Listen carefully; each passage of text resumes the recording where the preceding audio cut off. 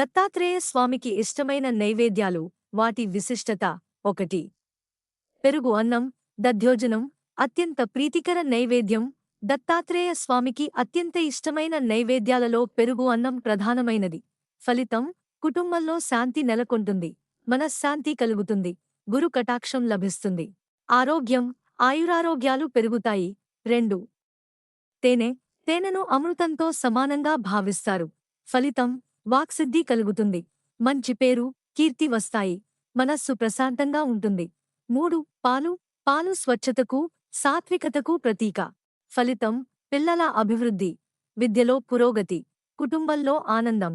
4. పాయసం, పరమాన్నం. బెల్లం లేదా చక్కెరతో చేసిన పాల పాయసం దత్తస్వామికి ఎంతో ప్రీతికరం.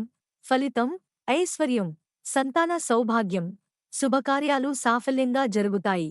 5. అరటిపండ్లు, సులభంగా సమర్పించగల పవిత్రమైన ఫలం. ఫలితం: కార్యసిద్ధి, గురు అనుగ్రహం, ఇంట్లో శుభఫలితాలు. 6. కొబ్బరికాయ అహంకారాన్ని విడిచిపెట్టడానికి ప్రతీకగా భావిస్తారు.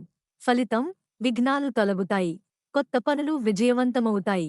7. బెల్లం మాధుర్యానికి ప్రతీక. ఫలితం: కుటుంబ సంబంధాలు మెరుగుపడతాయి, ఆర్థిక ఇబ్బందులు తగ్గుతాయి. 8. నెయ్యి పవిత్రతకు, యజ్ఞస్వరూపానికి చిహ్నం. ఫలితం: ఆధ్యాత్మిక పురోగతి, దైవకృప పెరుగుతుంది. నైవేద్యం సమర్పించే విధానం: ముందుగా స్నానం చేసి శుభ్రమైన వస్త్రాలు ధరించాలి. దత్తాత్రేయ స్వామి చిత్రపటం లేదా విగ్రహం ముందు దీపం వెలిగించాలి. నైవేద్యాన్ని శుభ్రమైన పాత్రలో ఉంచాలి.